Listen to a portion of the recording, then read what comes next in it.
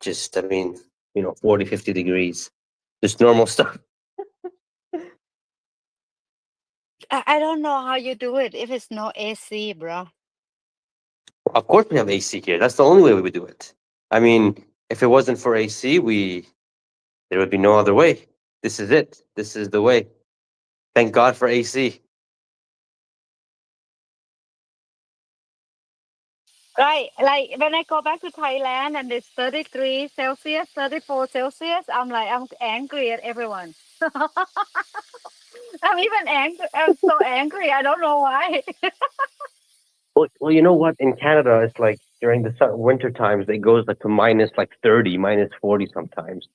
So I get to miss that, but you know, get the positive 40s and 50s. It's really hot. It. A lot of people, they're just saying here in the region that the heat gets you angry, and that's true. Well, I have to. So when I first moved to America moved to America from Thailand, I land in New Hampshire. And what the fuck? The winter in New Hampshire, I was like, it looked like penguin land. Everybody in the big jacket that make from like blanket, walking around like penguin. It's so funny. Oh, oh. So, all right, dude, everybody, welcome, welcome, welcome. So, in the past 2 weeks, half a month, since 15 days, Tesla is blow up. Obviously not Tesla stock, right? But it's Tesla news. Like everything we get from like the board of the board, Tesla board, paying Elon one third of his stuff and paying in option. It's not even paying him with money. We pay him with the stock option. Just one third, not all of it. And well, I look at it and I'm like, oh shit, it's gonna be some people like complain about it, the stock gonna go down. But the market take it very good. The market is like, oh, I like this, where is this going? Is stock pop up like what, 2%, 2.69%? I don't know. And it's been up since then. Um, what is it? The Model 3 Plus? Yo, I'm so jealous. It's like 800 kilometers.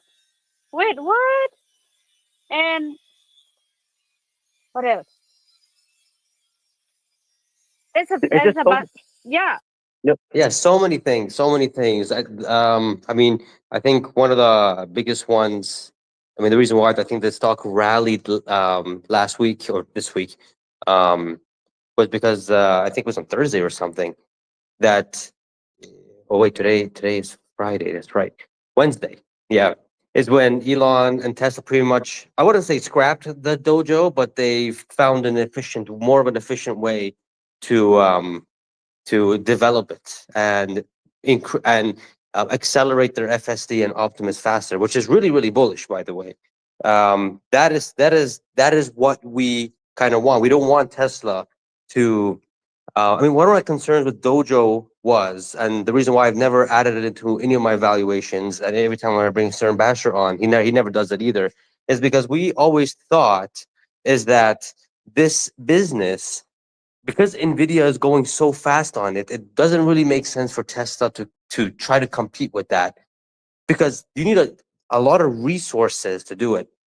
So I think Elon and Tesla realized, and they're like, you know what? I think it's better just to focus what our strengths are, which is our robo taxis and our Optimus. Focus on that. Put more resources into that. Because if you look at Nvidia, they're doing only one thing and one thing only, and that's like, well, they're doing other things too, but their main thing, their most strength that nobody saw coming, was their chips, their most advanced chips, and they are they're laser focused on this. They are going to be ahead for many years to come. So Tesla should do the same thing with robo taxis and Optimus, all that kind of stuff. And it's really good to see that resources on something that Tesla's always going to be behind on, finally going to be putting into a sector or business that they're already very strong on. This is very good.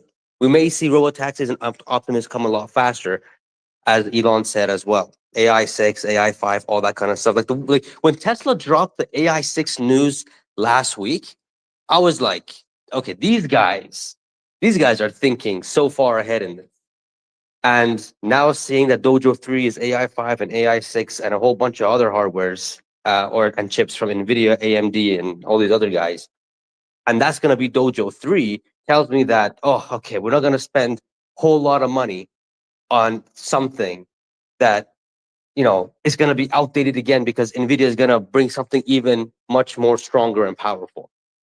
So, it's good to see that Elon saying that, you know what, it's good to, I don't want to say, calling it quits, but recognizing that it's much smarter to say, you know what, let's stop this and let's focus where our strengths are and go forward. That's what real leadership looks like.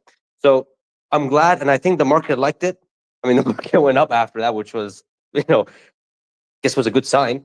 So that was also really good this week when it came to, the Tesla news and all that kind of stuff. Model 3 Plus as well, as you said. We have the Model Y L as well. We have a new contract for Megapack factories as well, which I think was 3 megawatt hours. I think that's what it was, and that I think that gets converted to around 800 million in just profits. Just one deal, which is just flipping amazing. What else is there? We have robotaxi expansion, just increasing in Austin. Like these are the things we want to see as Tesla investors. Like I'm more eyeing the robotaxi stuff, because that's my main thesis of investing in Tesla. It's flipping amazing to see the robotaxi expanding so fast. I don't know. I get goosebumps when I see that, because that was my whole thesis towards it. And seeing the jobs being filled in Brooklyn for the FSC supervisor and in other parts of the US, that's just, I mean, this is amazing. I mean, I just don't understand everyone coming out and saying, I know I see Jennifer, your hand up here, but I want to make this one statement. I just don't understand why there's so many people out there that are still betting on Uber and other companies like that. Like, okay, I get it. Uber, again, with all the deals that they're making, it just doesn't make any sense. But some people are calling Uber like the distribution of robotaxis. But how can you do that when when you can't compete, first of all, and second of all, can't scale? It's mind-boggling. The signals are there. You got the X Cruise, who made the X Cruise, coming out and saying that Tesla's method was the right way, and we have to shift to that. Waymo, Waymo, he's also saying the same thing. Tesla's way of method was the right way, and I think it was X Cruise as well who just said this, that they have to switch, otherwise they just can't. They just can't compete with scalability. Like, that is insane. Anyways, so go ahead, Jennifer. Just want to put that out there. Hello and good afternoon, guys, from West Virginia. I'm deep in the mountains, but I didn't want to miss this for anything. And I just wanted to make some comments. Pejjy, I agree with you on a lot of this, which is rare. I think that Tesla changing their tone on Dojo shows active management for sure. Like, daddy's home, guys, and Elon is very focused. It's also, I think, we're going to see some movement in the stock and some more confidence, because it also sounds like we're making progress on his compensation package. And the closer we get to like a solidified compensation package that makes sense, the more confident people are going to have in the stock. So I know that I've said I love the stock at 250. I still do love it at 250. I mean, it's not financial advice, but I would buy it all day long at 250.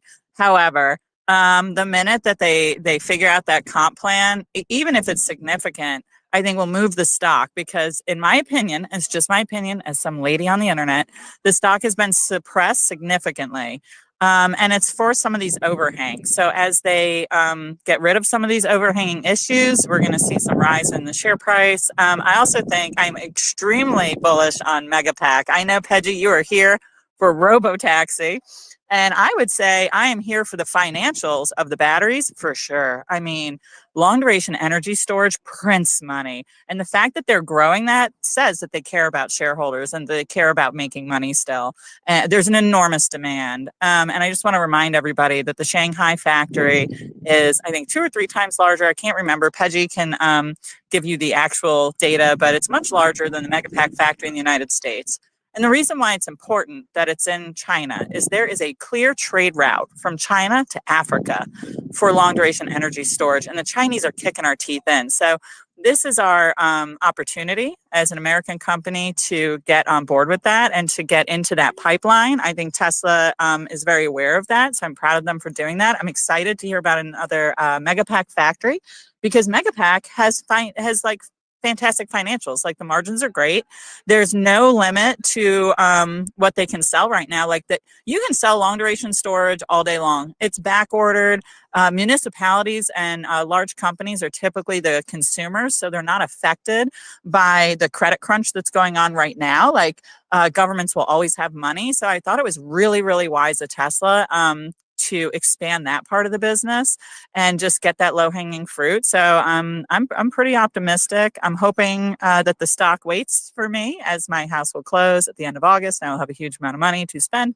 So that's just a few of the comments I had, and I just wanted to say hi to everybody. It's good to see you guys. Yeah, that was one big one. The compensation, that was a really big one. The compensation one.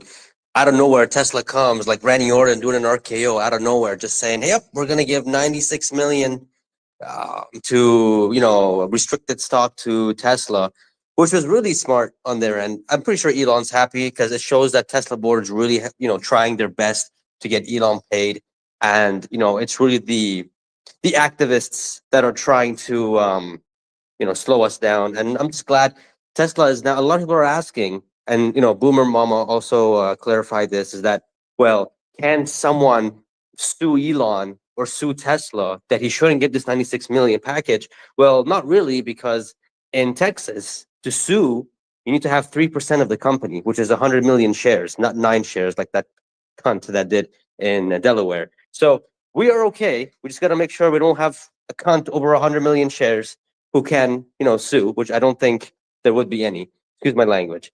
But yeah, that was a very big one. And the comments on the mega packs were spot on. Sheesh moment. David, I know you wanted to say something. I cut you off a little bit. Sorry, my man. Go ahead. Hello. We can hear you loud and clear. How are you, David?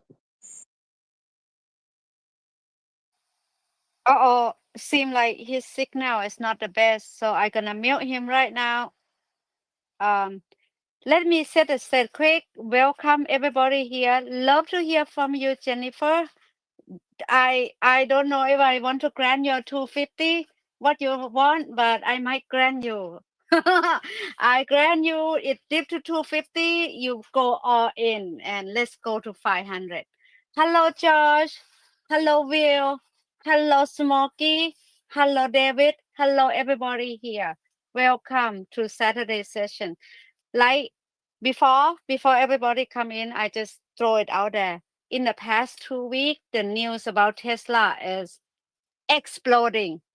I grab my phone and everything is a breaking news.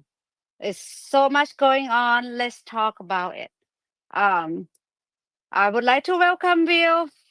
You have something in your mind you want to throw out, my friend? Yeah. Well, I was just listening to Pejjy talk about Dojo, and I was thinking back to when Dojo first came out, and there was this major disruption, or not disruption, but logistics problem for Nvidia, getting chips out. And, Tesla sort of did this, it seemed at the time, as sort of a backstop, but maybe it sort of, unintentionally pushed Nvidia to deliver more, especially to Tesla, and made it viable for them to back off a little bit, or at least change their thinking on it. And it's like maybe an unintentional thing, that they sort of pushed Nvidia, or maybe intentional, maybe it was a bluff, I don't know. That's what I was thinking about.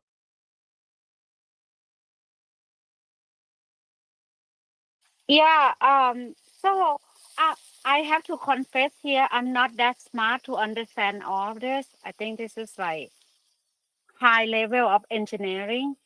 When Dojo started, I was so excited because of I'm a nerd, and if you say supercomputer, I just like it. I just like the name of it. But see how Elon does thing, how he run his supply chain and stuff. So the first minute when I see the news say, hey, um people from Dojo department is leaving the company, go set up the new company. I'm like, wait, what? What just happened? But when I put my head down and listen to a lot of people talking about it, I feel much better. I feel much better that we okay, let's pay attention to what we really need to pay attention, and we can buy the chip from everybody else. That sounds good. And another thing is, it's like when JB leave the company, right? I was freaked out, but he went out to make a redwood recycle material which is recycle battery, which is sell it back to Tesla. And now JB is actually come back to sit on the board, and I'm like, okay, that minute that I freak out is a waste of my time and my life. Yeah. So I'm glad all of you here is helping me feel so much better. I see Jennifer have hand up. Go ahead. Well, I just wanted to comment. I think Will nailed it, and I really didn't think about that, but I do remember, Will, what you're talking about, that there was like a chip crunch pretty much, and even Elon had mentioned it. And Fa, you're right. Like he's very good. Sorry about the train. He's very good at managing what they need, you know, and knowing where the limiting factor is. Now we have to remember he also has XAI, which XAI is a giant supercomputer installed in Memphis, Tennessee. So I could see XAI handling more of that kind of a thing. And if Tesla has solved their chip issue, then there's no reason to try chip fabrication because it's a big hurdle. And if Nvidia is going to give them all the chips that they need, then that's great. We can move our resources to things that Tesla's much better at. So I'm really happy with it. But I have to say, Will, I think you nailed it with that. And I just wanted to say hi to Josh. I saw that Josh drove all the way to the Tesla diner using FSD. And I'd love to hear more about it. Sheesh.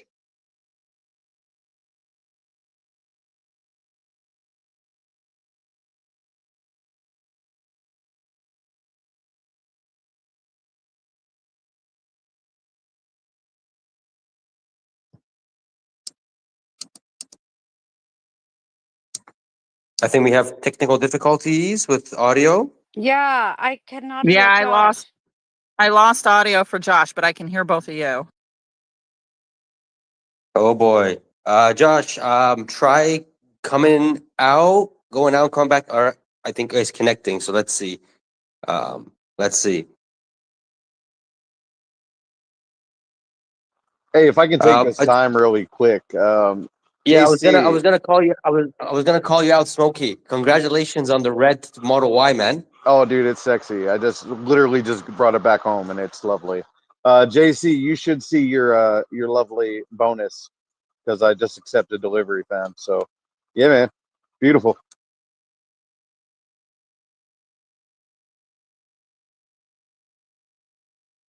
JC, do me a favor, JC man. coming. Thumbs up if you got that, please. JC coming out and helping the community. I love it. Love it. That's why I decided to guys, give him sorry that about that. because he's a vet and he does great things for the Tesla community.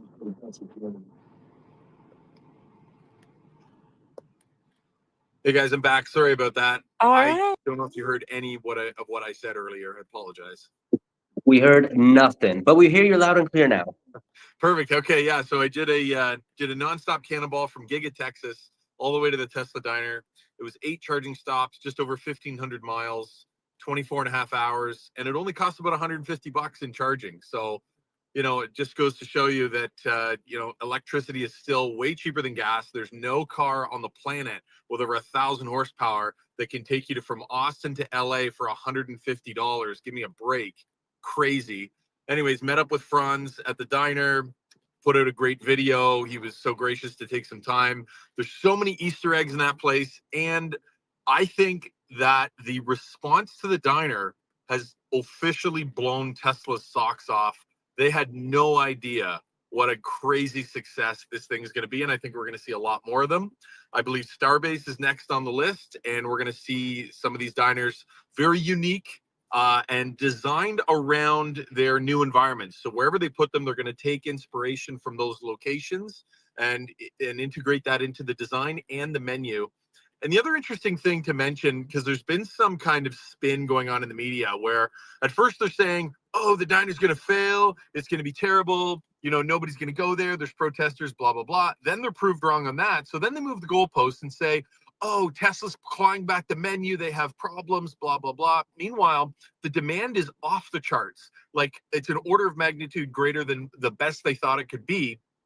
And what they've had to do is, because they're not McDonald's, they don't have an enormous unlimited supply chain of factory manufactured foods. They're bringing the food in from local farmers. This is all locally curated and sourced. And so these farmers are tapped the frig out on what they can supply. Like, they literally ran out of apple pies to deliver to this place. So when you're seeing, you know, some of this negative spin, just take it all with a grain of salt. It's all great news. Tesla's doing fantastic. And I think we're going to see a lot more of these diners kind of come into play. I can't wait for one at Starbase. I know Elon's hinted at having kind of a conference center or some sort of, you know, kind of welcome center, that sort of thing at Starbase City, and to integrate that with kind of a cool SpaceX themed diner restaurant with maybe some Tesla sort of sprinkling in there, some Easter eggs, just like they did in LA, where they built a Tesla diner with SpaceX Easter eggs. I think that's going to be fantastic and really exciting for the community. But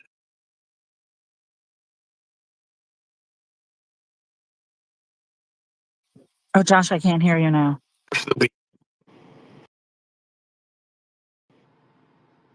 can you hear me now? Yes. Yes. Yeah. Okay. All right. Sorry, I'm driving. I'll just pause here. So the last thing I'll leave you with, and then I'll hop off, is that the majority of people visiting the diner are not Tesla owners.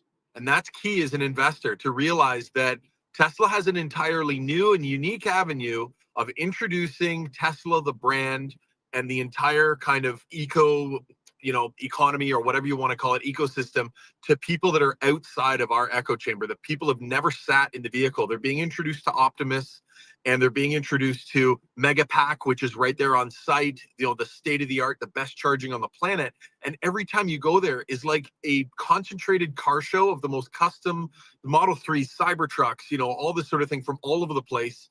And they're getting immersed in that culture, and they're there for at least an hour or two to experience the diner and eat the food and kind of get a true feeling of what it means to be part of the Tesla community. So I think that's fantastic, and I can't wait to see the next one.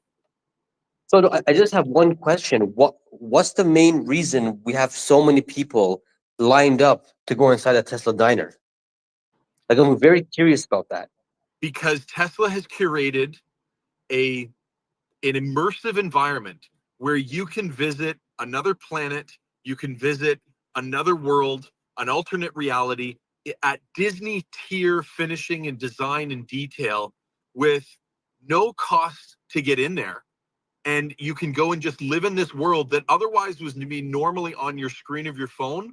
But for a few hours, you can escape the real world and live in the future just for a few moments. And everybody wants to be a part of it.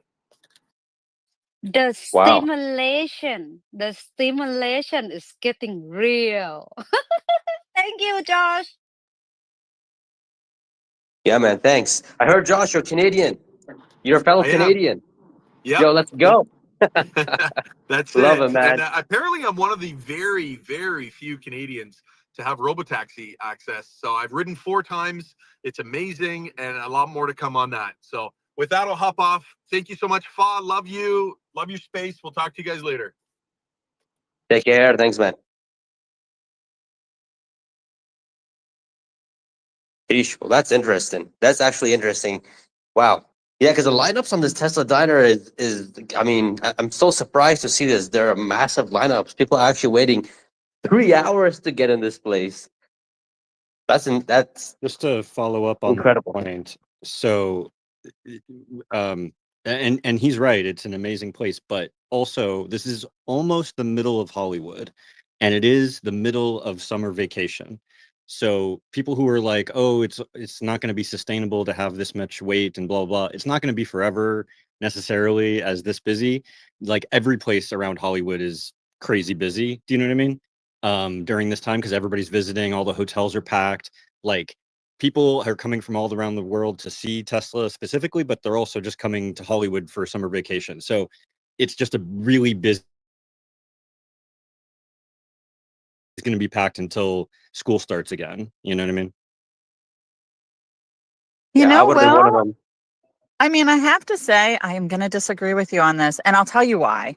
Because at the Tesla diner, you can see Optimus. Like Optimus will serve you popcorn, and a lot of people want to see Optimus. So while it is a busy time right now in LA, sure, I think that it is sustainable. And I just want to put a little bug in everyone's ear because think about it. Soon we will have cars that drive themselves like independently. It is coming, right? But that brings a whole host of new problems. Like, how are they going to charge? Now, if there's a network of Tesla diners that have staff there, easily a self driving car can pull in and you can pay a very small fee to have an attendant come out and plug your car in. So I think it's genius, and I can see that coming. I do hope that the next one is at Starbase, as I love it down there so much. And I just wanted to let everybody know that Josh, who was just visiting us, he's part of Cyber Beach, and he has a great account. I suggest everyone follow him because he adventures a lot in his Tesla. He is based in Austin, and he's a really great guy. So I just wanted to put that out there. Everybody follow Josh. But yeah, I think what's going to happen with the Tesla diners is we're going to see them in all the major cities, and we're going to see attendants plug in these self-driving cars. I definitely don't think that it's not sustainable. I wasn't arguing that it was unsustainable. I was just saying to people who are worried that it's going to be a 3-5 hour wait to get in that it's probably not going to be that. Oh yeah, no, I agree with you, Will. I agree with you on that. And I'm not trying to say you were wrong. I mean, I understand there's a very long wait right now. I think because you can see Optimus there, I think it's going to be popular for a very long time.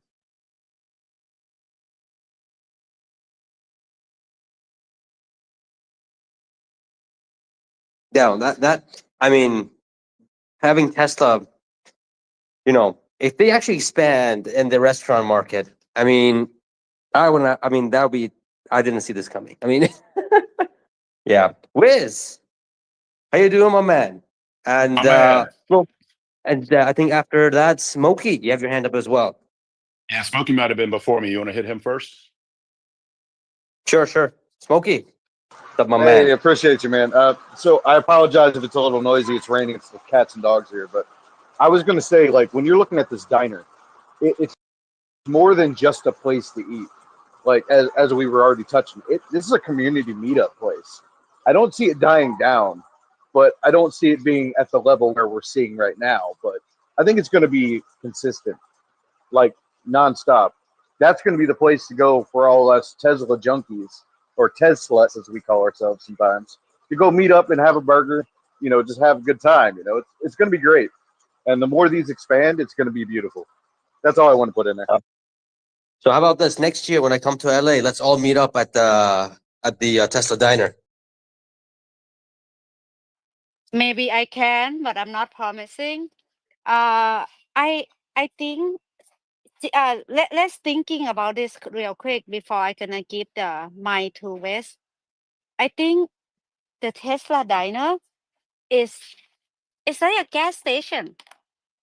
The amount of money that they make in gas station is not from gas. It's from the stock that they go there to get the snack and they drink and the super expensive gummy bear. You know. So if we already have the business of supercharging, but we add a little restaurant, a little spot that people can go there and sit down and actually have food, it might be in the future, it might be the turnover might be very quick. It might be like you get your food, you eat, you get out within 30-35 minutes. Like one of the supercharger that I like so much is It's on the I-5. It's from here to LA. I go there a lot. It's I forgot the name. They have a coffee shop and they have a Tesla shop. I get my Cybertruck shirt from there. I get my plaid shirt from there. It's pretty cool. Cattleman. And back in the day, when all my friends in San Francisco, when I still have a friend, when they go to the track road, they stop at that Cattleman. This is the place where they hang out, where they meet up, where they go talking about Tesla. The guy that tell me about Tesla, he got Tesla the day of its IPO. And he already millionaire back then. So don't even ask me how much money he have right now because I don't know. So Tesla Diner have a long, long way to go. A long way to go. So right now we just see something like super beginning of it, like roaster back in the day. Welcome, Wes. I missed you. How's it going, my friend? I miss you too. It's going really well. Hope you guys have been doing fantastic. I'm just staying out of the heat here in Tennessee, or trying to. Yeah, I wanted to come up and just talk about the restaurant for a moment. And this, I want to make sure I'm not coming at this from a Debbie Downer point of view or anything. But I think it's important to put it in perspective. First of all, I want to say that it just looks really cool. Like, I'm all for it. You know, if we have some icon place like this, I just think it's a cool novelty.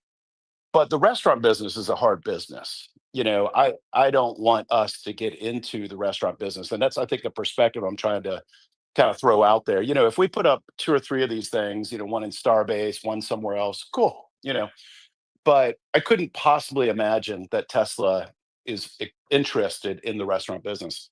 A restaurant that's well run, your typical one, will have a $5 million revenue line with a $1 million profit line.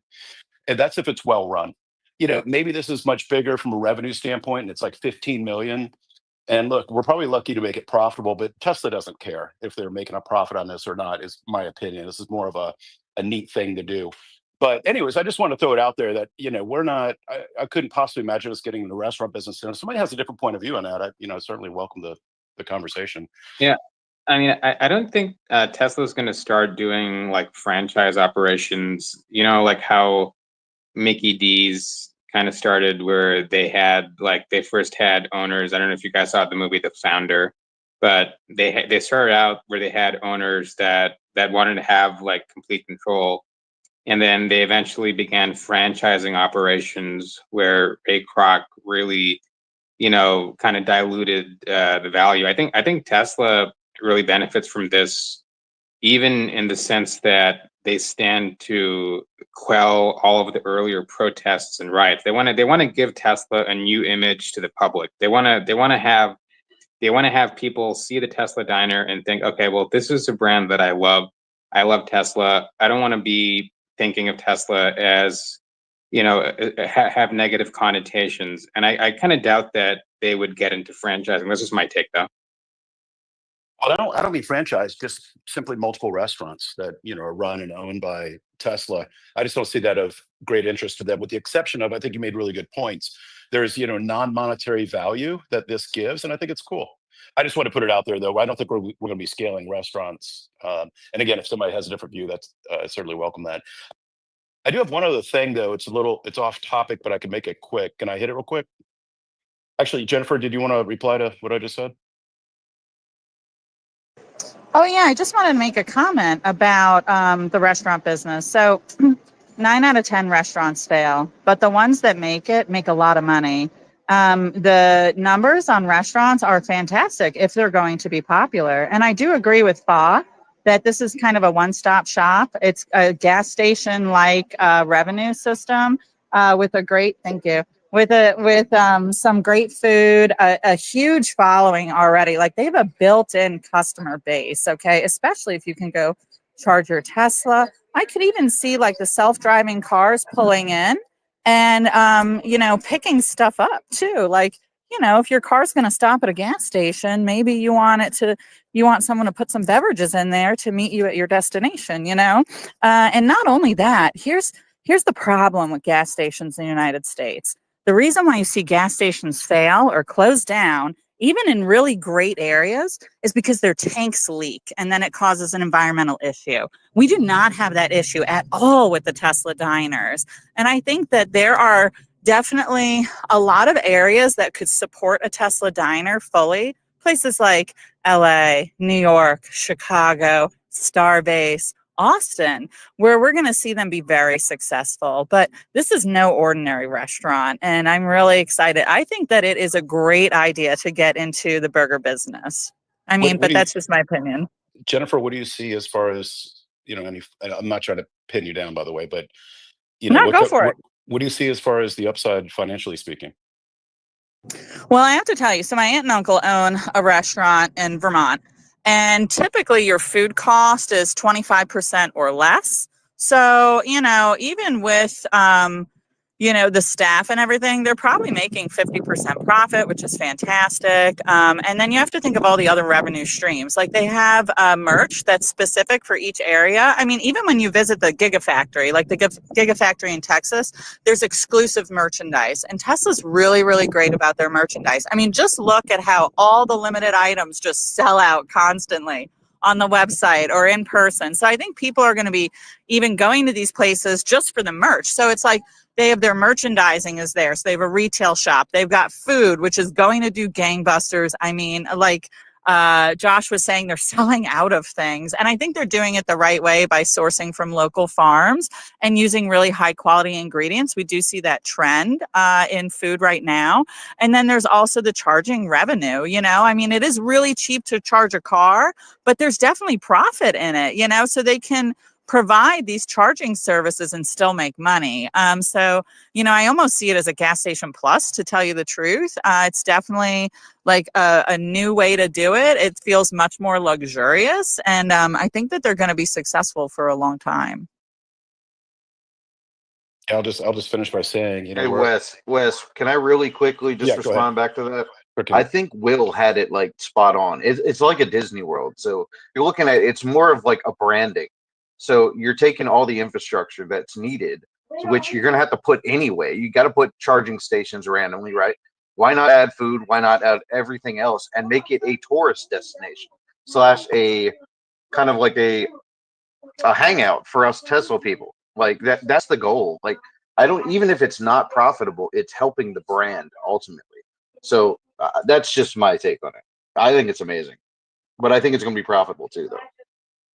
Yeah, personally, I would like to see one in Orlando. And I think one's coming to Orlando. It is the most visited city in the entire United States. And there's no season for Orlando. It's all year round, and you get a lot of international visitors.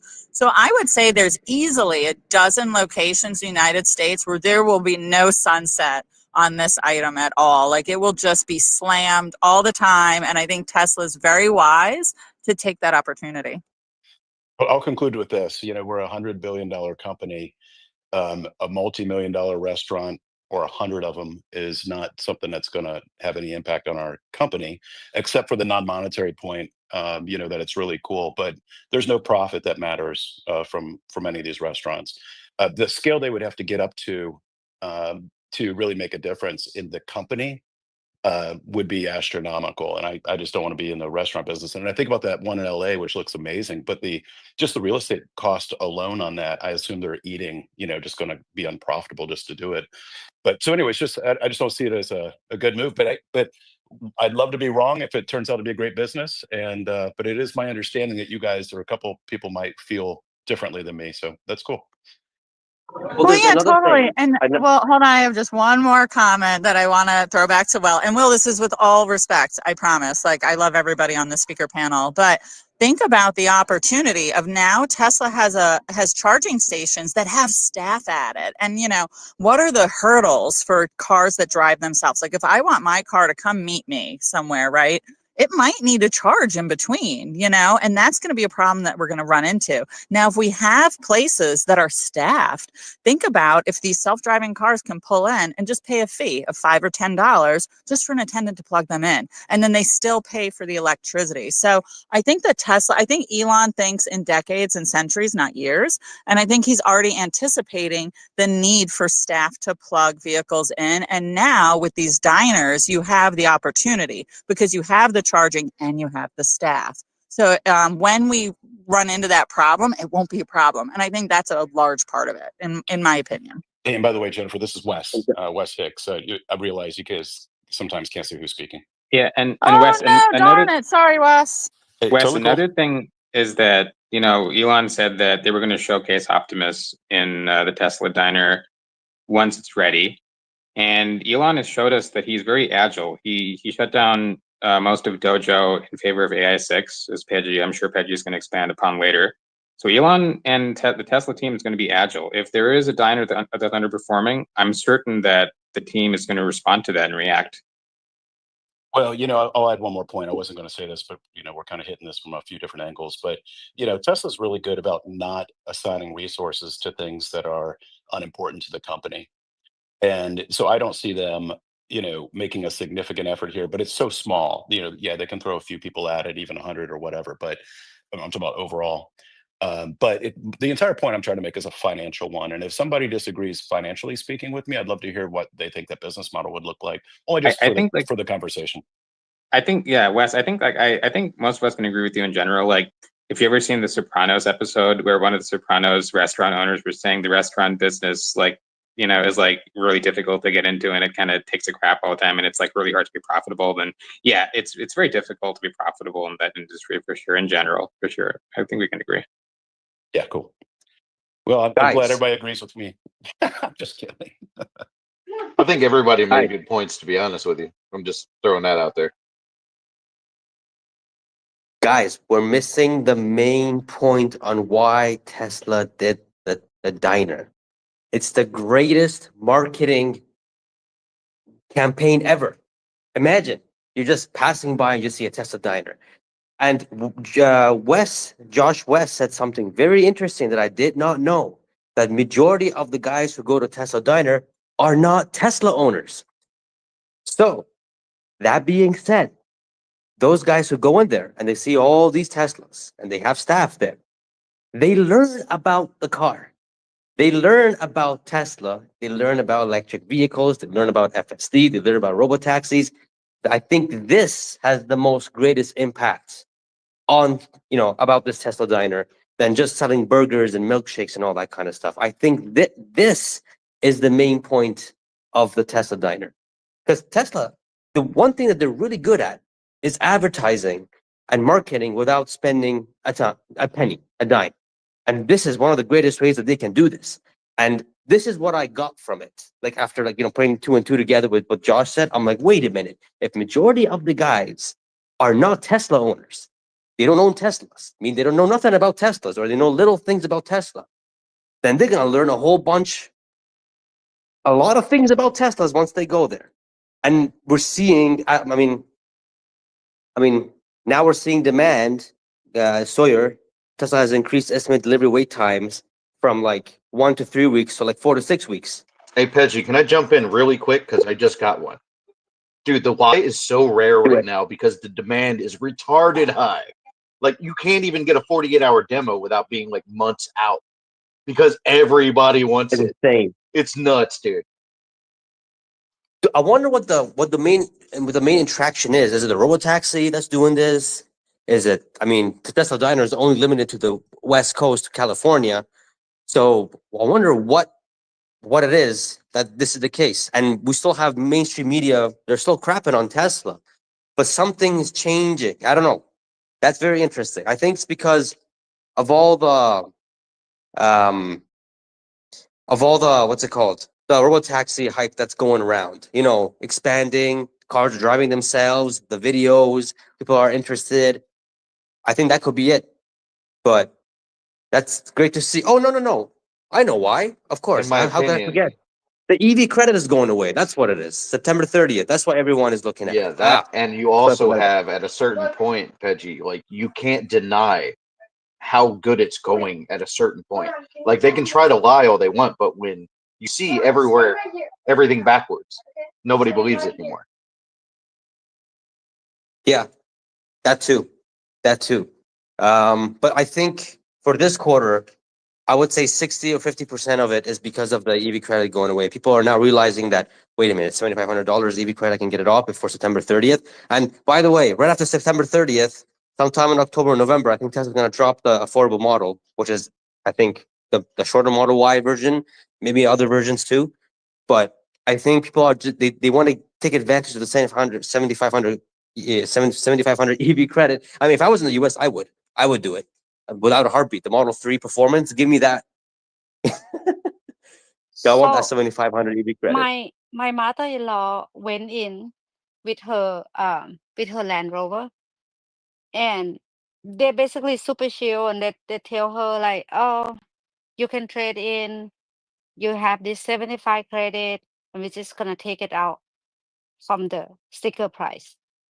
So she actually sit down and did it, and the whole thing done in 45 minutes. And then when she come home, she call her sister, and then they go back to the dealership, the Tesla dealership again, get her sister another one. And then both of them talk to the kid, and then 3 more of them go tomorrow. So they sell 6 car in one family within 2 days because they make this so easy. They make the 75,000 credit so easy for the customer. That is what's going on. My husband, meanwhile, he's here, and he's obviously he Elon fan now. He love Grok. He Elon fanboy now, and he's like, why is all the news bashing Tesla hardcore? And I'm like, Elon eating all day lunch, hard. So it's gonna be interesting Q3 and Q4, I think. And yeah, Jen, what up? Well, I heard Pejjy say a shorter Model Y. And so I've been saying this. I'm in a private Tesla group chat with some big investors, and we've been talking about the cheaper model, you know?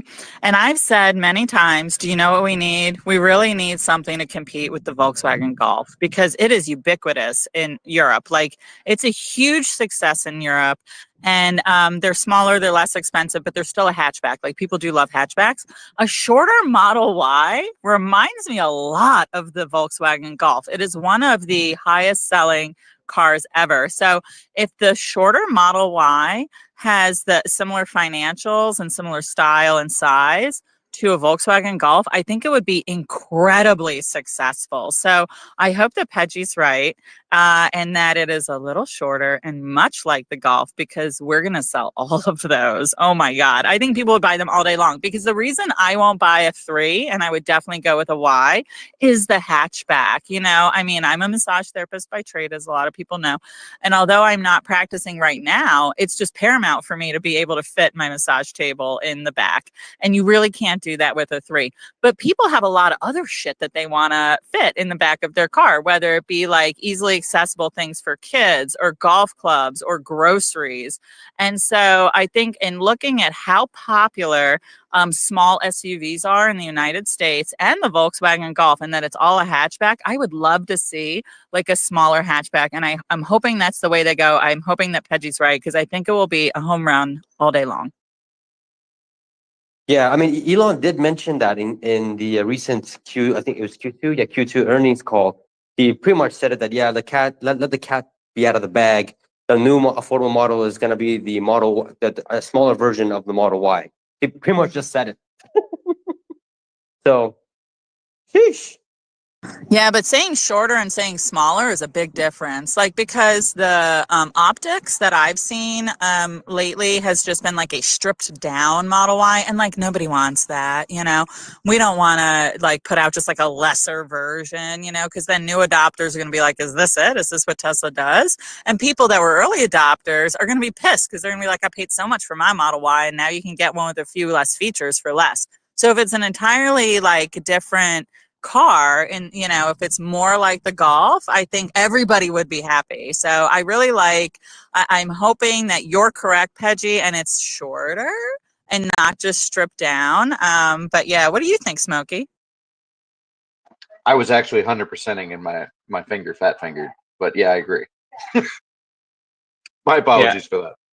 I mean, I don't think they're like they won't be able to meet their price target unless they strip out like the glass roof and the adjustable seating with the automated systems and the rear tail light diffuser window thing. They have to make certain cuts, and I'm actually really strongly debating just buying my first Tesla until they put out the stripped down Y. That's what I want to get, even though I can afford this. I want to wait, and because the new Y is going to have the FSD as well. But yeah, definitely it's going to be shorter. But then yeah, I mean, I think that just going back to the earlier point about why there's investor confidence in this and why the cars are selling. I think it's not only the EV credits, but it's also like a combination of all of the good news we've been seeing. We had Elon's 1/3 package thing. Now I don't know if you guys know, but Alexandra was talking about this, how it isn't fully done yet. The Department of Justice and the FTC can possibly veto the 96 million share comp by the end, within about a month or so. So if Trump and the Justice Department doesn't veto that, then that's another sign that Trump's on Elon's team. I mean, Trump did say that Elon's a good man recently, like a couple of weeks ago, like a week or two ago. So yeah, I think there's a lot of good things to be optimistic about right now. And yeah, I'm just looking forward to that. I don't know if you guys talked about the shareholder vote. I don't know if you guys mentioned the XAI investment, the 2025 new comp plan. What do you guys think about the proxy statement? Have you guys? Because I got in here a bit late to the space, so I don't know if you guys talked about that. No, we haven't talked about that, but Okay. Tesla needs to definitely invest some in XAI. We missed about 400x of growth from the beginning, and that's ridiculous. I'm kind of pissed off as a Tesla investor for not being part of that growth. Like that would have turned, I don't know, $100 million investment to a few billions, maybe more. So it's like I'm pissed off that we missed on that,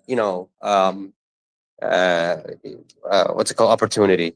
And I wrote that on X saying that I'm pretty disappointed as a Tesla investor that we didn't get to do that. And Elon Musk did like that comment, that post I made, and then he commented on somebody else saying that it wasn't my choice for that, it was because of the board.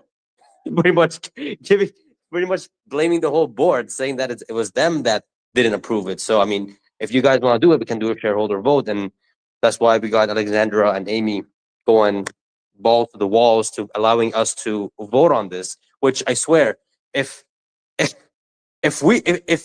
majority say no to that, I'm going to be very disappointed on that. Very disappointed. This is on what that. you But I can think, do, Pejjy. This is what you can do. yeah, Keep talking about it. Keep plug this in all your video. Everybody need to register your share, and everybody need to vote. When Elon create XAI, I watched Herbert. I wasn't on space much. I have MJ, and when Herbert say, "Why are we not invest in XAI? Because this is gonna be the brain of the robot. This is gonna be basically this is gonna be the brain of Optimus. Why are we not investing in it?" He's banging on the table, but I kind of understand the board. They have some PTSD from so many things. They have to move very careful, you know. But this is a time. This November is a time for all of us to do our work. We need to register a share, and we need to vote, and we need to have some skin, something in XAI, because this thing gonna blow up. And this is just beginning. It's gonna blow up even more, I think. Yeah, I really agree. And sorry, Pejjy, I just want to say really quick. So yeah, I really agree with what Fa said. And guys, remember that if you guys hold shares in State Street or in Schwab, you might want to relocate to Vanguard or another broker that does vote for.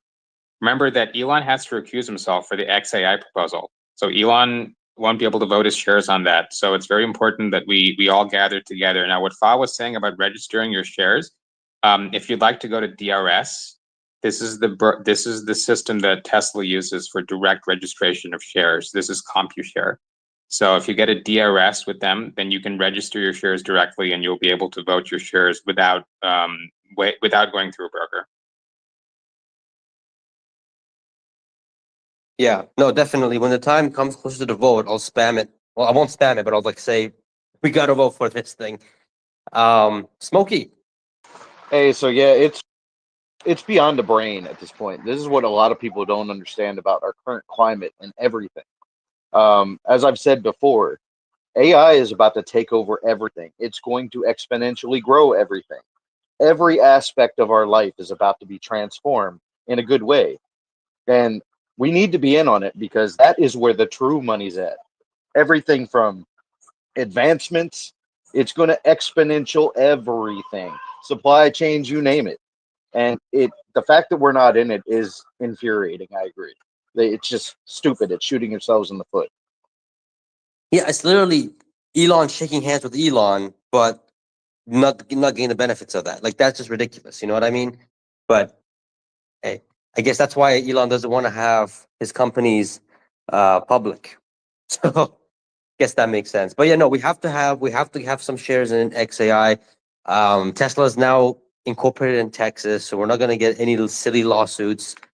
So I think it's a lot safer for Elon and I guess for Tesla as well.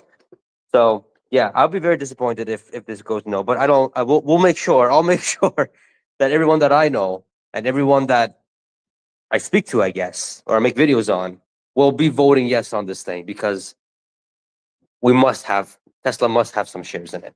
Must. Pejjy, I've said before, man. I told Alexander the same. It's like people's voices, they have no idea how powerful they are. When you start reaching out, it creates ripples. When everybody else that you reach out to them, then they reach out and it creates ripples. People's voices matter. So we just need to keep pressing on the matter. Yeah, and I'll say one thing real quick. In terms of the remaining lawsuits from Delaware, and Alexandra covered this quite well. Now, keep in mind, guys, that Kathleen McCormick is still dragging it out and doesn't have a hearing. This is the reason why the Tesla board did that, the special committee, which is really good news.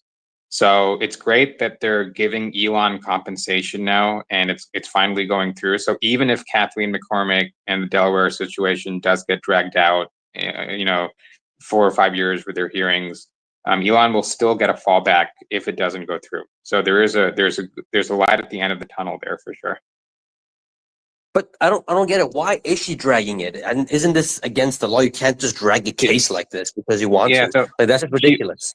Yeah. So what from my understanding and just from what I've been hearing from Alexandra and from other community members, the reason Kathleen McCormick is dragging this out is because they're really trying to find angles to inconvenience Tesla, but they don't want to run the risk of breaking the law themselves. And their only option to stall is to further delay. They didn't want to allow Tesla that closure and that clarity.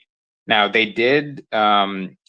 Kathleen isn't responding to their appeal requests. The case was Kathleen made a judgment on it, but there was further appeals that Tesla made that were still in the hearing process, and they're still drowned in litigation. So, Pejjy, the best I understand is that Kathleen McCormick, I wouldn't say that she has personal vendetta against Tesla. I wouldn't say that she's necessarily unscrupulous or frivolous, but I'll definitely say that they're trying to find any way they can to kind of like have the other side. I don't know if you guys know the guy's name. Tornetta was the guy that sued Tesla.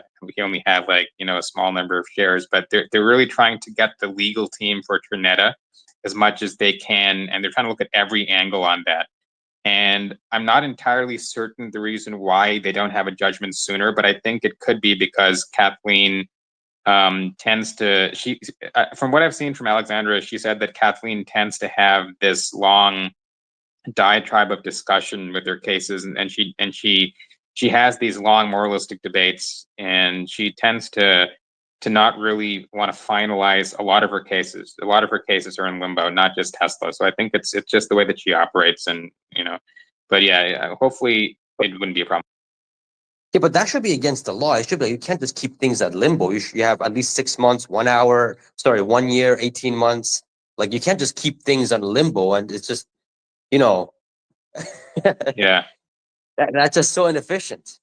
Yeah, I mean, the legal system in Texas almost operates differently in the sense. So, Pejjy, you've heard of statute of limitations, right? Like how there's a limit of time before, like after a certain period of time, a case can't be tried any further, and this is true. That's the right way.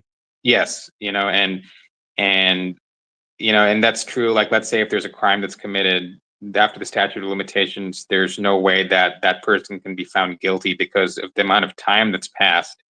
It's inadmissible because it would be unfair to them as the defendant in the case.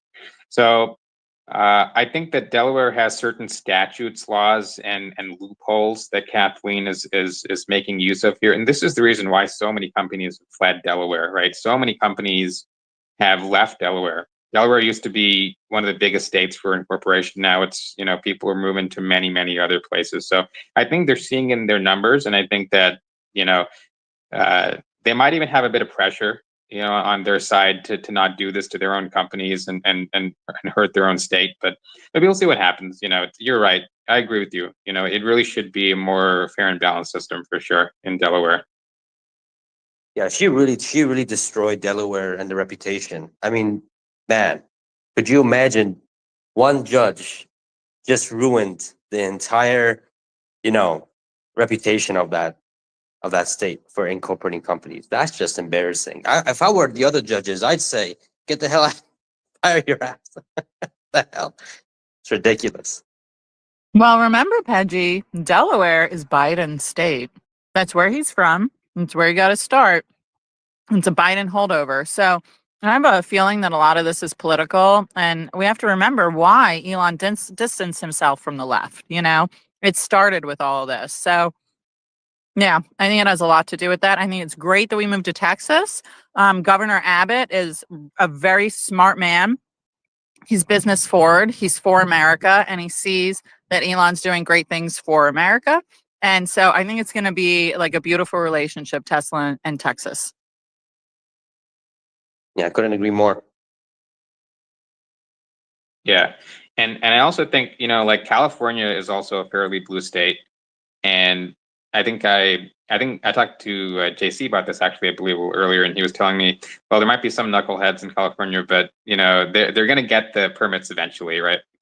Like the way that these states operate, Pejjy, like especially with some of the blue states, is that there's going to be people that are on both. They play at both sides, but I think eventually you can't get past what is in what is in their system of litigation and what already is in their legislation. They have certain laws that they need for permitting. Okay, they have laws in California. They have to have a driver in the driver's seat. They can't use the word taxi. They have to make it ride hail, right? They have these unusual, different actions that they put out. Yeah, I'm sure you saw that, Pejjy, right? With that post that Elon made, I think, right? But it like, so there's all these like nuances, right? But Pejjy, I mean, the great thing about this, Pejjy, is that, and I think Joe brought this up, is that when you have the data, when Tesla has the data and the miles driven by robotaxi, even from Texas, that can scale to other states, and you have the different states adopting these numbers. That number grows en masse, and you have the number getting higher and higher and higher. And California can't ignore that. That number is admissible to their data. That number will be they'll say, okay, we have this number, 1 million, 2 million, 3 million miles driven. Okay, we're going to add that to your capability of getting approval for removing the driver. And that's the next step. That's the real thing that they want. And then, of course, the next step after that, Pejjy, is going to be when they have the teleoperator, right? This is what Farzad was talking about. Teleoperator scaling down from, two to one car to less, maybe 1 to 1 car, maybe 1 to 3 cars, right? That's when it's really going to get very profitable per mile, much less than $1 per mile. That's when we're really going to start getting revenue. Yeah, right on. Agree with you on that. Wiz. Yeah, I think people are making right. This is something I just want to bring up as a general point, not countering the previous speaker by any means. It's just a point on its own. I keep seeing these, influencers, YouTubers, and others make what I think is a financial mistake when they're modeling the robotaxi network. Clearly we're going to have lower costs than our competitors, but the mistake that I keep seeing, and again, they may be right and I could be wrong. I don't work at Tesla, and there are some reasons why going a different way than what I'm suggesting makes sense. But anyways, in summary, what they're doing is they're saying, well, we have low cost, so therefore we're going to charge very little and we'll blow away Uber and all this stuff because we'll have a low cost to the customer. So we have low cost to build the vehicle or to operate the vehicle. But their point is, well, then we need to have low cost to the customer, or it makes sense that we would. And those 2 points they're independent of each other. The fact that we have low cost is incredible, but we can charge a premium in the short term. There's no benefit for us to reduce the cost because we'd be leaving money on the table. Now, when we get to big scale and we run into some headwinds, we've got this huge lever that others don't have, where we can start pulling the cost to the customer down and really just going and just taking our competitors out. But until we get to that point, it just doesn't make sense to do that. So I just want to throw that out there because it seems like a prevalent thought in our community right now. I mean, if we want more margin, then definitely we want higher cost. But I think that eventually, if Tesla can scale down to a half, a third, a quarter of what Uber charges, then that'll just make it a very attractive bid to a customer. I think a customer might be more interested in doing the Tesla system. But you're right, yeah. For margin, you need higher cost on it for sure for margins. Yeah. Well, and I think one of the things that people may not realize yet, I went to the October event. I've mentioned this before, and my number one takeaway. This is the LA Cyber Cab reveal, and my number one takeaway was the experience in this vehicle is going to be above anything else. And we could charge even a premium above what our competitors are charging. It's that good. And I think once we experience it, I know some folks went to Austin. I haven't experienced that yet. And unfortunately, I had a ride, not a cyber cab in LA.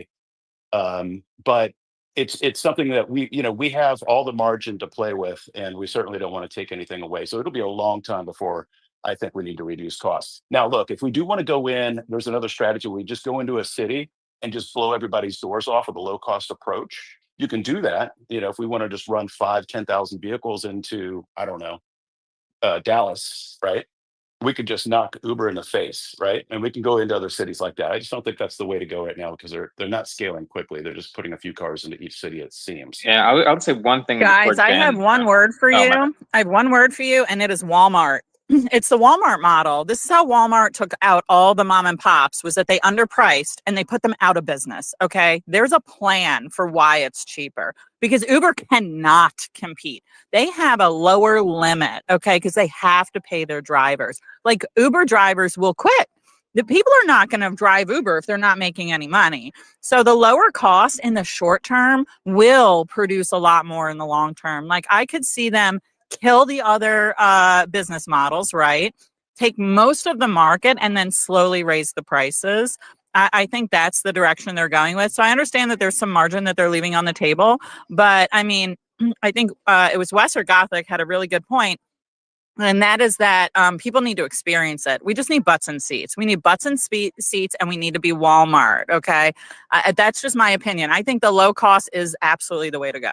Yeah, no, I wouldn't say in the short term. And also, I would add, if we go in low cost, kill the competitors, and start raising the costs, everyone will hate us. We'll be the most hated. Many hate us already. No, it's over time. Yeah, over time. I'm not saying accelerate the cost crazy. I think the opposite's true. I just think we can command such a premium that take the money, And as as we need to start knocking it down, but like when we have 100 vehicles in a city or 10 or whatever, we currently have, there's really not, we're not in a position. Yeah, it just doesn't even matter what we charge at the moment. But we start getting to 1,000 and a few and a little bit more. I still think we're going to make plenty of money by keeping a premium price. We'll see. We'll see. Yeah, Hey, and That's Wes, if I because can you're a jump in here Tesla really quick. enthusiast, though. Like, you're a Tesla enthusiast. You're excited. You will pay extra for a Tesla. No. But watch the news. No, watch the news. How many people hate Tesla and Elon? Like, I encounter it all the time. I travel all over the country. We have to change those mindsets, So if it's cheap enough for somebody that hates Elon to take it to the airport and then see how great it is, like, that's what we have to think about. Because we're all coming from the perspective of, we love Tesla. We would pay a premium. But there's a lot of people out there that won't. I think you're making a good point about the brand, but that's the brilliance behind putting the word robotaxi on the side of the vehicle instead of, they're obviously Teslas. But yeah, I don't think that one thing I've learned in sales over my whole life is you don't want to be a low cost leader. You don't want to be like the cheap brand and use that one tool. In fact, you can see in our automobile business, that's the only lever we've pulled over the years now is we've been reducing the price of our vehicles for a long time, and it's kind of run out of play.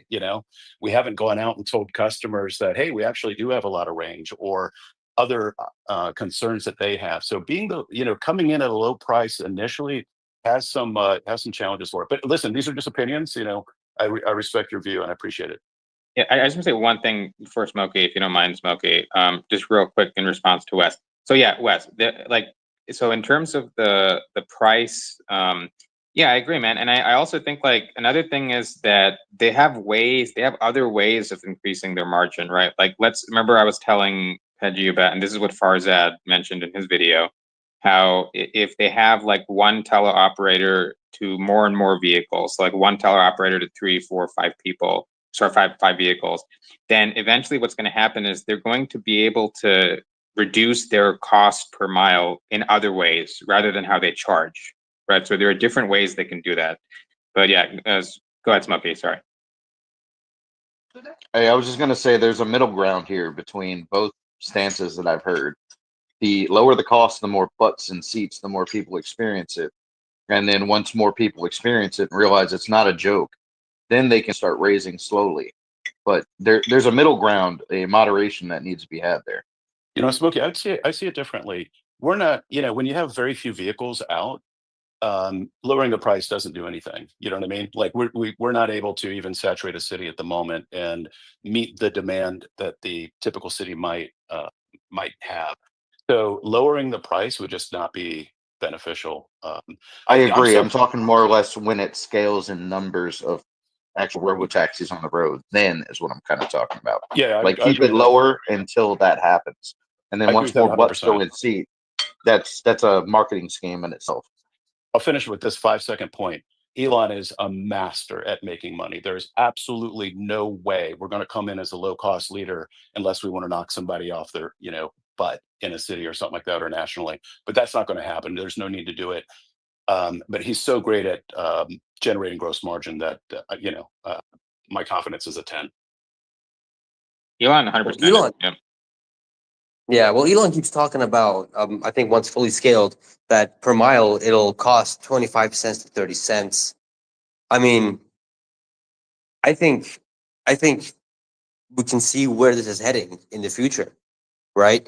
I think Elon wants to make, or Tesla wants to make, in the future, once we have robotaxis everywhere, transportation so cheap that, I mean, robotaxis will be the only thing that most people will do because it's economically more, it just makes sense. It doesn't make sense to buy a car, lease a car, all this kind of stuff. Once we have this, everywhere. I know Jennifer and I, we go back and back. We have a argument over this, a fun argument over this.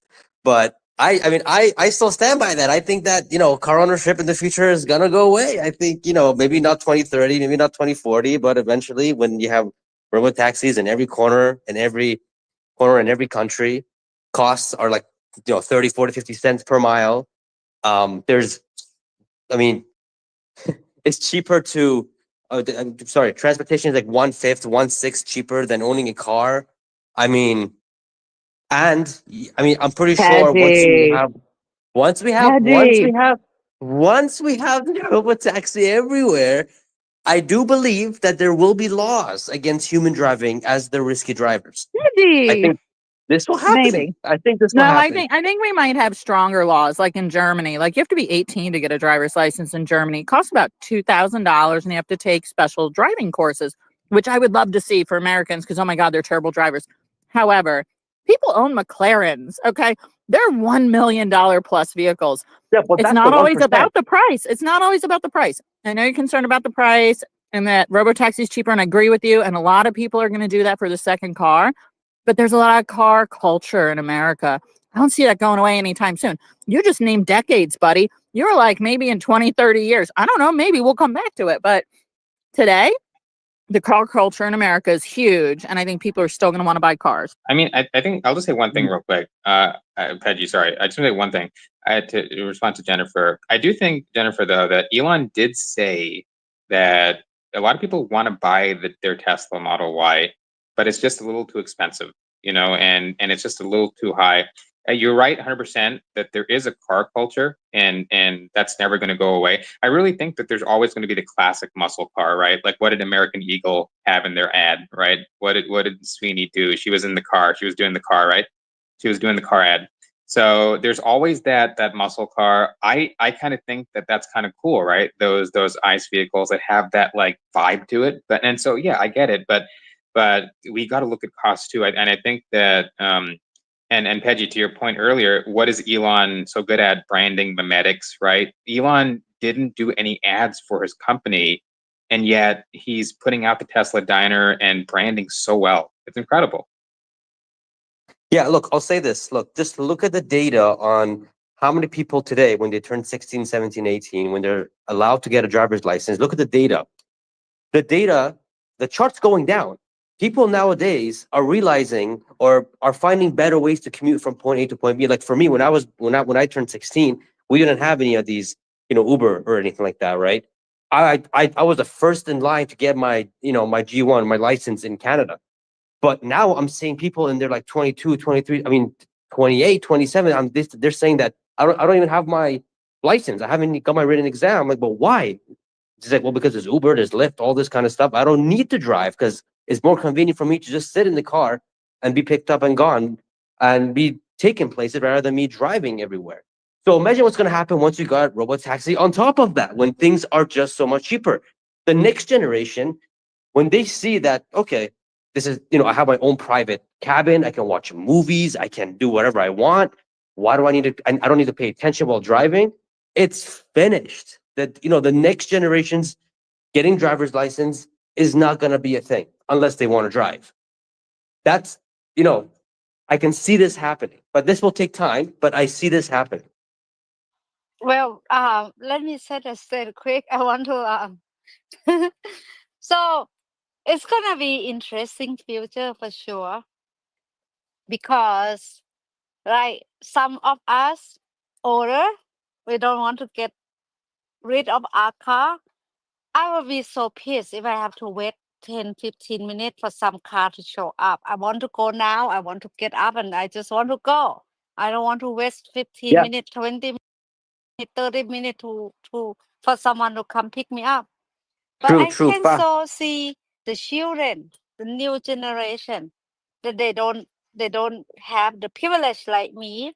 They just been waiting for someone to pick them up and drop them off, send them born, send their eye open. That I just have to wait, and then my car will come, and then I will hold my phone, go next to the car, and the door will open for me. They won't be like me, like, hey, I'm gonna go now. So it's, and we're not gonna die off the earth anymore. We might live until 150. So it's gonna be interesting to see for sure. So I see a few hands here. Smokey and Wes. I wasn't sure who first because I just eat my chip. So how about Smokey go first, and then Wes, and then Jen? How about that? Hey, I'll be quick. I think it's going to be an optional thing. I don't think anything is going to die. Like car ownership itself, it's not going to die, but the option is there now, and that option is going to be probably very, very lucrative to most, and they probably will decide not to buy, and they'll just use the robotaxi network. But on the other hand of it, you have people like me who are in the car culture, love vehicles, even ICE. I love ICE still. It's just awesome. It's win. But I don't know if anybody saw the Omar post where he reposted this other guy that had a 66 Mustang, basically with FSD guts. And that shit was fire. Like a 66 That was really Mustang cool. I getting saw it. called up, like, come to me. Like, whoa, dude. So I think it's going to open up other avenues. And that's all I had. Right Okay. on, Wes. Yeah, I'll jump in here. First of all, I agree with Pejjy that everything's going to trend towards less and less car ownership. And I'm not trying to be a contrarian today, and nor do I want to lose any friends. But I definitely have a strong view on one thing, which is VTOL, vertical takeoff and landing vehicles, will disrupt automobiles and transportation as we know it. It's simply a matter of time. I used to be an air traffic controller back in the day, and when you move from a 2D, moving around on the ground to getting into the air, and now with artificial intelligence, we can separate vehicles at in ways that we never could before. And I want Tesla to get into the VTOL business as quickly as possible. I mean, it's right in our wheelhouse. We have the manufacturing, we have the artificial intelligence, we have Starlink, frankly, the ability to connect globally with a different type of communication system. And so I see that as the future. And I think if we don't, move towards that fairly soon, I would be disappointed. And hopefully, not that we would miss the boat. I think we would react, but Elon is so far ahead in thought with from others that I feel strongly he'll do this. But it will disrupt transportation as we know it, and I think some of these long-term views that we have will be adjusted because of that. Hey, Wes, really quick, if I could just tag on Guys, that really fast. Joby's already doing it. That's Joe Lonsdale's company. They're already like launched it. Like Right. it's starting to happen. Well, I think there's still going to be a market for both because it's going to be more expensive. So I think the market's still going to be good for both. If you're trying to get somewhere quickly, you might take the VTOL, but it's more expensive. But if you're trying to get somewhere you don't care, you just relax, and you're going to take the robotaxi. That's just my view, but I do agree with you. I mean, Yeah, agreed. Y'all are telling me how many people don't have little kids. Because here's the hurdle, guys. Car seats, baby seats. Okay. People are not moving them from car to car. Okay. They're not having a robo taxi come to their house and they're going to put their child seat in the car because I don't have kids and I know this shit. You got to go to like the firehouse to have them installed by like somebody who knows what they're doing. And like, they're very like weight and age specific. So for families, I think they're still definitely going to be owning cars. I think also some people don't like to share, man. They don't like to share their space. That's why every house is not an Airbnb. Like very few people would be okay with Airbnb their own space. Like I've done it, but most people will not. So I think people are still going to want to own cars. And Wes, as much as I would love a VTOL, and my mom is like super nuts about VTOL. She wants the new Roadster because it's supposed to fly, but she has her private planes license. Okay. And so it's like, how much regulation? I mean, I know it'll change over time, but we're looking at like 10 years out at least. Because right now, from what I understand, you probably need a pilot's license, to operate a VTOL. Now, if they're commercially operated VTOLs, 100%, I'm with you. I think it's going to change air travel. I think air travel's garbage these days. But I don't see Tesla selling a VTOL in the next 10 years that like your average person can operate. And I also don't see families going away from owning cars specifically because of child seat regulation. Yeah, the only thing I would, I agree. I generally agree with what Jennifer said. Even 10 years is, within what I think 5 to 10 year range. But it'll be autonomous transport. It won't be, nobody's going to be driving this stuff. And so it'll be very easy for everybody. And the cost will be like, and I agree with Smokey, more than a vehicle, for that trip. But at the same time, it'll be less than like an airplane. You know what I mean? So I think, and the cost will be quite low if the volume is there.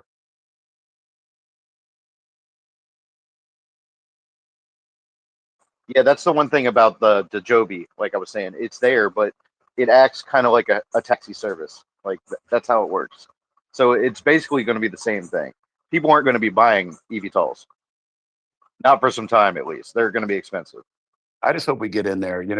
I know earlier in this space, we were talking about encouraging people to vote for buying shares in XAI.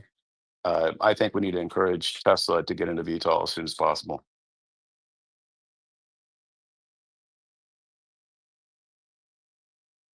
So, the other day, I was looking at Nvidia stock, and I'm definitely want to punch myself in the face a few times because I'm like, I've been looking at it, just looking at it, just looking at it, and do nothing about it. Almost And 5 trillion market cap. I know, right? And then I've been listening to Jensen interview a lot lately because I'm like, there's something going on. There's something going on in the air between Jensen and Elon Musk. And one thing that he said that is stuck to me that I cannot remove it. He said everything that is moving, it will be AI. It will be autonomous. Everything. Every single thing that moving. This include the baby stroller, include the simple thing like the beach wagon. Like if you go to the beach and you have to put the wagon and you have a big fat kid and big fat dog in there and you're like, oh my God, I want to kill myself right now. Like where this is going is everything that move and everything that can move is gonna move by itself. So it means it's gonna need a lot of chip. It's gonna need computer. It's gonna need whatever that is need. And where should we put our money? I AI, think like anything regarding AI, that's where you put your money. I Nah, think bro, like power is the Well, picks and they're going to go shovels hand in of the hand. AI boom. It Yeah, is. they're I going to mean, go you need hand in hand. electricity. Yep, it's exactly. It's like I always say, software needs hardware. It's the same thing. You got to look at how they Now, link and how their relationship together. If they work together symbiotically, it's a win. Period. yeah, sounds like Tesla stock. yeah, that's what Tesla, I was gonna say. Palantir, Like all that. Yes, exactly. yeah, like I was gonna say like from what I remember, Fa said she was all in on Tesla. Like I'm all in on Tesla as well. I have a little Bitcoin. Um, like I think like we all have like similar amounts of shares in Tesla. We're all pretty big investors here. I think anyone with over 1,000 shares has some skin in the game.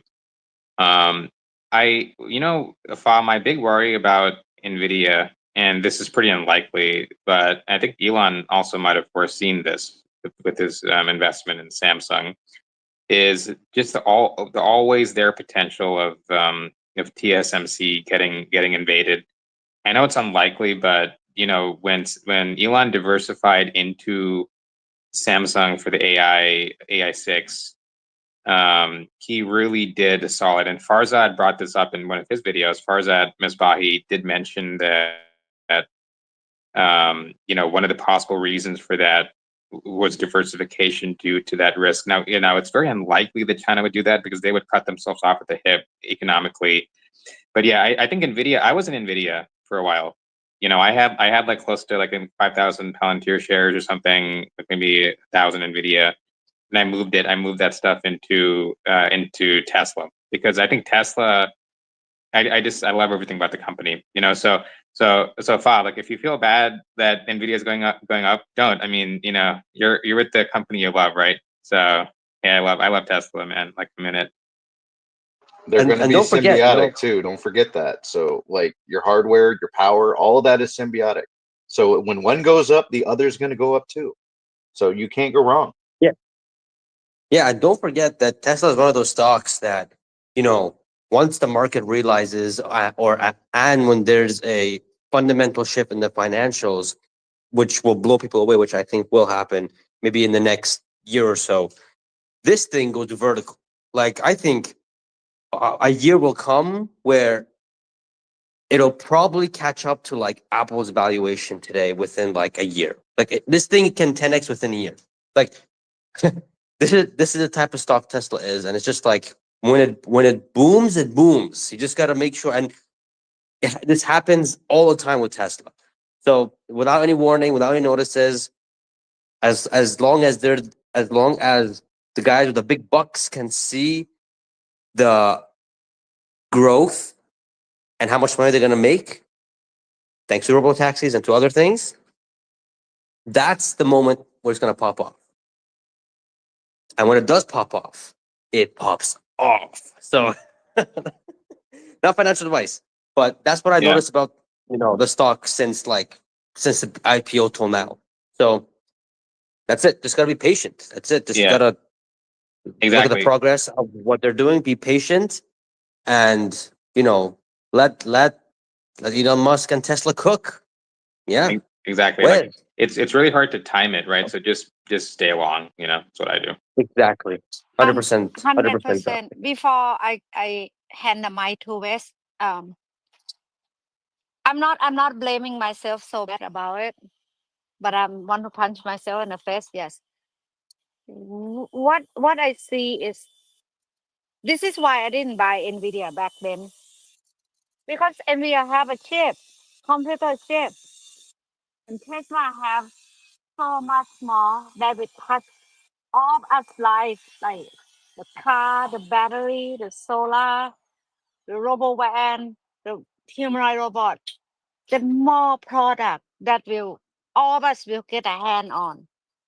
And back then I didn't know much. I'm like, okay, computer chip, Tesla want it, Meta want it, but I didn't realize that every AI play in the world gonna go line up and throw money at Jensen. That is what I didn't know. So learn something every day.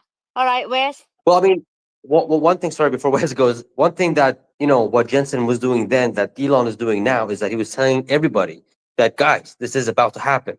Like, we are about to sell a whole bunch of chips, and be ready for it. Like, he said that a lot in his earnings call, not once, not twice, but many times right before the pop. And what is Elon saying right now?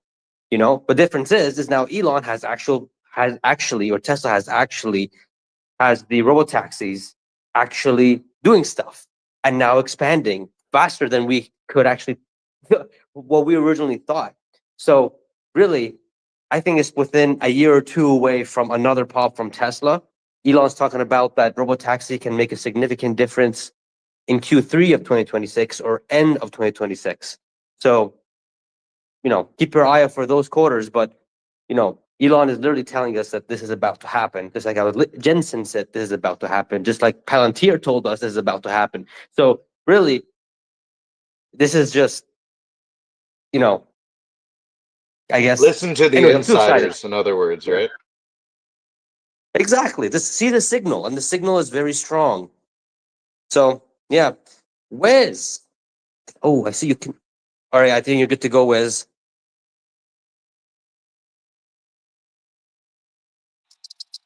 Wes. Oh, Wes is drop off. Oh boy, bad internet connection. I think every hour, it might like reboot some people. Oh, is he there? Here we go. Oh, there you go. Yeah, sorry guys. Thank you for bringing me back up.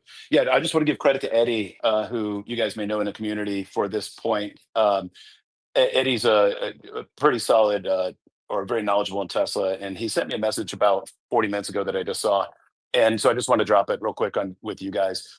His point, and I totally agree with this, is that the diner is a test bed for future integrations into all restaurants.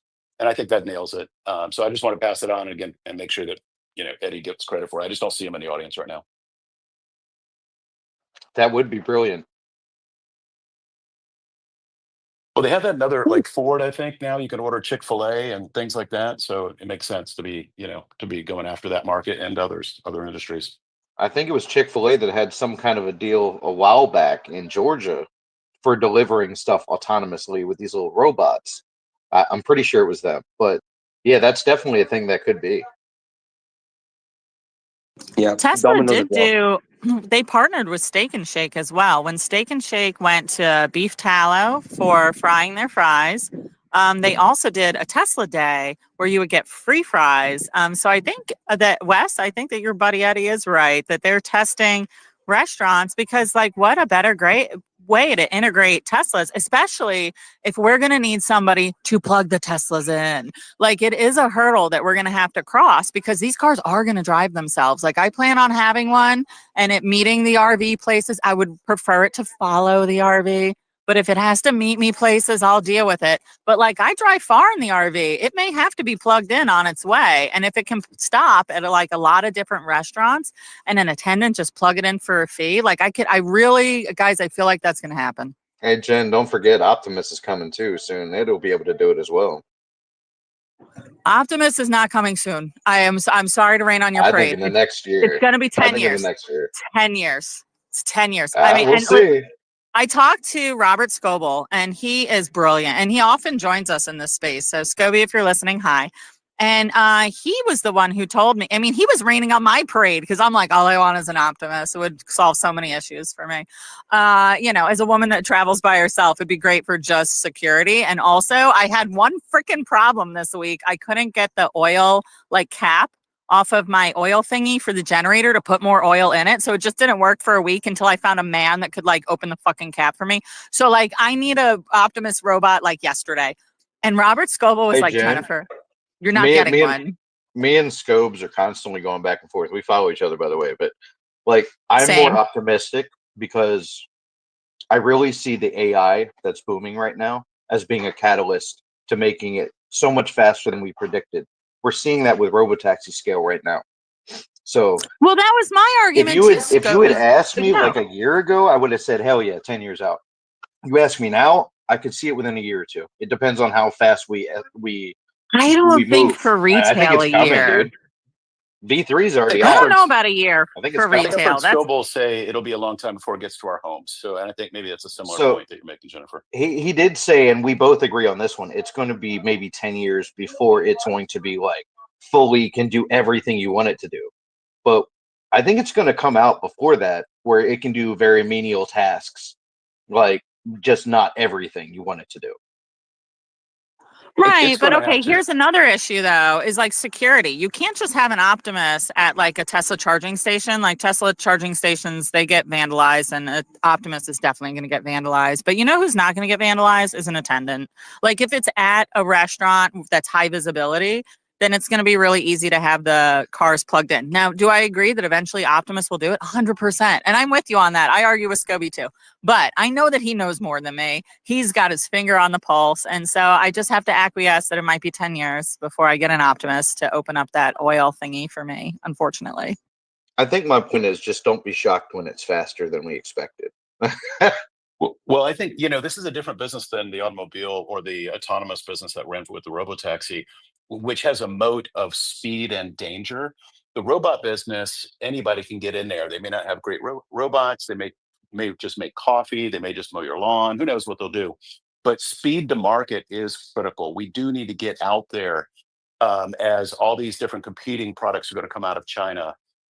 Here in the near term, and so it's going to take a while for us to spin this up because we're coming out with a product that's incredible, whereas these other companies are coming out with like the vacuum cleaners, are probably they're probably twice as good or 3 times as good as like a typical robot vacuum cleaner, but they can scale that very fast, and so I think it is important we get out there very quickly. I'll just quickly say, like, just to Smokey's point, I kind of agree with Smokey on this. I really think that they're going to scale Optimus pretty quickly. I was talking to someone named Steve Botangelist. I don't know if you guys follow him on X. He was talking about, humanoid robots and V3 Optimus versus Figure, and how Figure made that recent video with their putting away the clothes into the laundry machine and stuff, and how they're doing pretty good. But again, as Pejjy said, Tesla doesn't release their Optimus videos because they want people to copy them, but their V3 is very good. Elon said multiple times he wants to scale this and not have V2 be prime time. And I really think that as Jen was alluding to, and Wes as well, I believe, it's going to start with commercial, and then it's going to eventually go to retail and to consumer, right? But we're going to have I think that Tesla realizes that they have to dominate the market as soon as possible, or figure there's a real risk that Apptronic, Figure, or any one of the other competitors can step into the space. So it's Tesla's responsibility. We must operate, and I think Smokey's point makes sense here to me, because they have the way to do the training and inference for the bots with their hardware, and I wouldn't doubt that they're, behind the scenes, they are training the robots in various different tasks. I mean, think about like, how did Nvidia do their AI chipset? They have training for many different disciplines, right? For disciplines in biology, chemistry, math, picture recognition. There's different libraries, right? And so Tesla also needs to have training behind the scenes, and Tesla isn't demonstrating this yet with any of their videos, because they want to have it ready for prime time. But I really think that Tesla should have this. I would say probably, let's say like 3 to 5 years. I think 10 is a bit long. I really think they're going to have something even for retail.